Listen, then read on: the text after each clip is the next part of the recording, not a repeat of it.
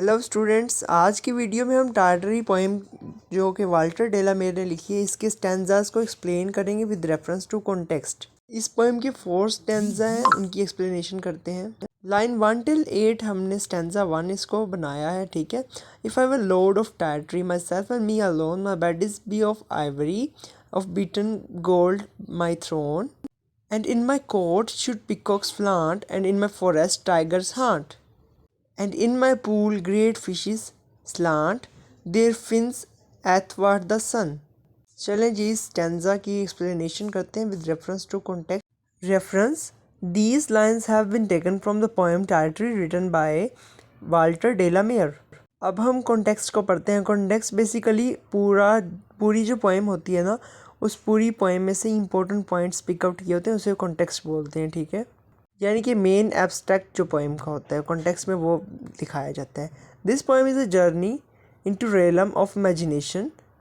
The poet imagines himself as the ruler of romantic and colorful land Tartary. Tartary is not the real country, but it is imaginary land conceived by the powerful imaginations of the poet. The land is full of many beautiful sights. The poet wants to enjoy the various comforts and luxuries of land all alone.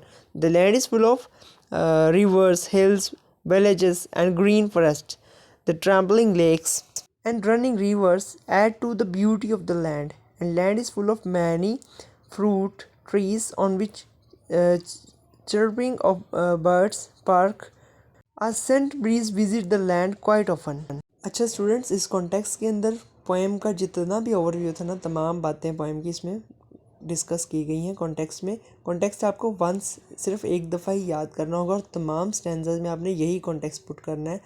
इस poem में writer जो है, जो poet है, वो अपनी एक imaginative सल्तनत जो है वो तामीर करता है, ठीक है। और वो चाहता है कि वो उसको अकेला रूल करे। उसका नाम टार्टरी रखता है, लेकिन टार्टरी हकीकत में एग्जिस्ट नहीं करता, ठीक है। ये उसकी इमेजिनेटिव जो है उसका लैंड है, और वो चाहता है कि उसके साथ कोई शेयर होल्डर ना हो, वो अकेला ही इसे रूल करे। वो चाहता है इस लैंड में खूबसूरत नज़ारे हों और वो तमाम आसाइशें अकेला इंजॉय करे इस लैंड पर।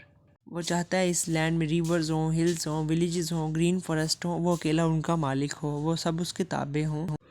और इस लैंड में जितने भी फ्रूट्स हैं, ये लैंड फ्रूट से भरा हुआ हो। इस फ्रूट और ट्रीज़ के ऊपर बर्ड्स जो हैं वो चहचहाते हैं, उनका बसेरा हो वहाँ पर, ठीक है।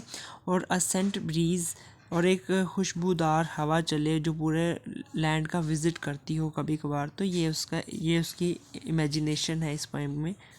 अब हम फर्स्ट 8 लाइन्स की एक्सप्लेनेशन देखते हैं, वो क्या है।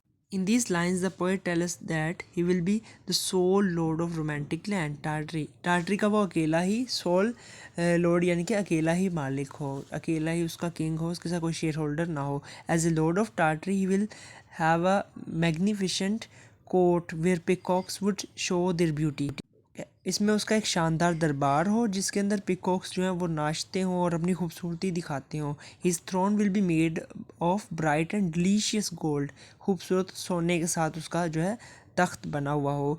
The bright and shining fishes will swim in the pool of water. चमकती हुई मछलियाँ जो हैं उसके तालाबों में हों।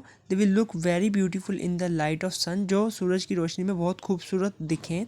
They will look very charming when they slant their feathers in the bright light of the sun. कि जब उनके पर सूरज की रोशनी से टकराएं तो वो उनमें खूबसूरत चमक पैदा हो। एक स्टैंजा 2 को एक्सप्लेन करते हैं, जिसमें लाइन 9 till 16 है। If I were lord of Tartary, trumpeters every day to every meal would summon me, and in my courtyard bray, and in the evening lamps would shine yellow as honey, red as wine, while harp and flute and mandolin made music sweet and gay। इस stanza के अंदर भी आपने वही context put करना है जो हम पहले पढ़ चुके हैं स्टैंजा 1 के अंदर। अब इसकी एक्सप्लेनेशन देख लेते हैं। The poet imagines to become the ruler of romantic land of Tartary. As the king of Tartary he will have a host of servant. उसके काफ़ी सारे मुलाजिम हो। These servants would attend and look after him, जो उसकी देखभाल करे और उसके हुक्म को माने। His time of meal will be announce by the group of trumpet. के बहुत सारे साज बजाने वाले, ढोल बजाने वाले उसको खाने पर इस तरह से इनवाइट करें, इस तरह से खाने का ऐलान हो, वो ऐसा चाहता है। The musicians will play on harp, flute and mandolin in his court for his refreshment. उसकी तफरीह के लिए जो है म्यूजिशियन आए, वो म्यूजिक बजाएं डिफरेंट काइंड्स का, डिफरेंट म्यूजिकल इंस्ट्रूमेंट्स के साथ। In the evening the lamps will emit light of different colours, यानी कि शाम के वक्त जो लैम्प है ना उसके दरबार में वो मुख्तलिफ रंगों की रोशनी जो है वो एमिट करें। The light of these lamps will be yellow as honey and red as wine, यानी कि हनी की तरह येलो हो और शराब की तरह सुर्ख हो। His courtyard will resound with sweet and happy music, उसके दरबार में बहुत खूबसूरत सा जो है ना वो म्यूज़िक गूंजता हो, जो उसको जो खुश रखे, उसके लिए तफरीह का सामान बना रहे। नेक्स्ट स्टैंजा 3 की एक्सप्लेनेशन करते हैं। इसमें कॉन्टेक्स्ट हमारा वही रहेगा, रेफरेंस पता ही आपको वही होता है।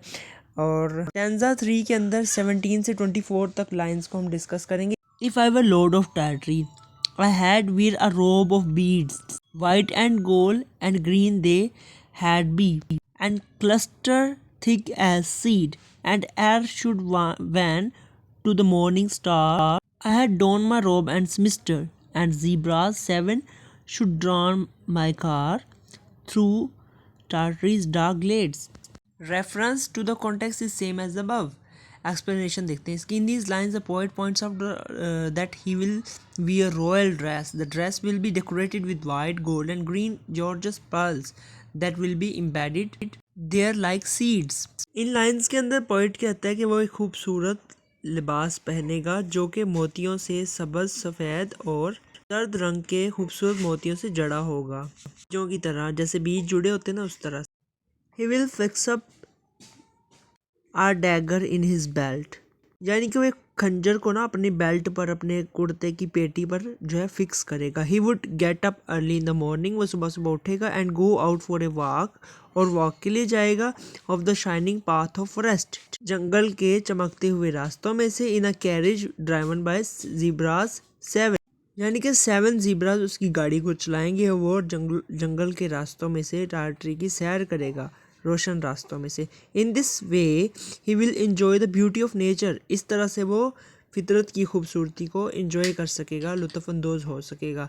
नेक्स्ट 25 till 32 लाइन्स और हमारा लास्ट स्टैंजा नंबर 4, इसको डिस्कस करते हैं, इसकी एक्सप्लेनेशन करते हैं। Lord of the fruits of Tartary, her rivers silver pale, Lord of the hills of Tartary, glen, thicket, wood and dale, her flashing star, her scent breeze, her travelling lakes like formless seas, her bird delighting citron trees in every purple vale.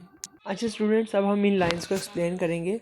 Reference and context is same as the above, जो हमने context stanza 1 में किया था ना, आपने वही सब में पुट करना है, ठीक है, अच्छा इंप्रेशन पड़ेगा। और कॉन्टेक्स्ट के आपको सेपरेटली मार्क्स मिलते हैं। आप एक्सप्लेनेशन करते हैं। As the lord of Tartary the poet would enjoy many sights of nature, the romantic land of Tartary would have many fields of fruit trees, the beauty of the running water of the rivers would delight him. अच्छा जी, इस land के अंदर बहुत सारी जो नज़ारे हैं उनको जो है वो लुत्फ़ उठाता है, ठीक है, और चाहता है कि इस लैंड के अंदर फ्रूट्स हों, फील्ड्स हों, बहुत सारी ट्रीज़ हों। दरियाओं के पानी की खूबसूरती उसे दिलकश कर देती है। The kingdom of the Tartary would full of valley, Tartary का जो किंगडम है ना उसमें बहुत सारी वादियाँ हैं, घने जंगलात हैं और चमकते सितारे हैं। The shining stars would give enchanting look to the land, सरजमीन को चमकते सितारे जो हैं वो खूबसूरत लुक दे देते हैं। The breeze would be fragrant, और इस सरजमीन की जो हवा है वो बहुत मुअत्तर है, खुशबूदार है। Dancing water of lakes would present a charming scene, the chirping birds would sit on the lemon trees, the valleys of the fanciful land would be full of red and fragrant flowers. झीलों का लहरता हुआ पानी जो है वो बहुत दिलकश नज़ारा पैदा करता है, परिंदों का चहचहाना लेमन के दरख्तों पर बैठकर। इस सरजमीन की जो वादियाँ हैं वो सुर्ख और मुअत्तर फूलों से भरी हुई हैं। स्टूडेंट्स, हमारे तमाम स्टैंजास की एक्सप्लेनेशन रेफरेंस टू कॉन्टेक्स्ट जो है कंप्लीट हो चुकी है, और इससे पहले हमने लाइन टू लाइन ट्रांसलेशन की थी, इस पूरी पोएम की तमाम लाइंस की। उसकी वीडियो का लिंक डिस्क्रिप्शन में आप वो भी देख सकते हैं और इसकी समरी भी एक्सप्लेन की हुई है, उसका भी लिंक डिस्क्रिप्शन में। अब हम इम्पोर्टेंट क्वेश्चंस जो इस पोएम से आते हैं वो डिस्कस करते हैं। तो स्टूडेंट्स, टार्टरी पोएम के इम्पोर्टेंट क्वेश्चंस जो आपके एग्जाम्स में आते हैं वो डिस्कस कर लेते हैं कि क्या क्या क्वेश्चन इसमें से बन सकते हैं या पूछे जा सकते हैं। तो summary of the poem, main theme and central idea of the poem, ये तीनों क्वेश्चंस का एक ही आंसर है, वो है समरी। और समरी इससे पहले मैंने समझाई हुई है पूरी, उसका लिंक डिस्क्रिप्शन में है।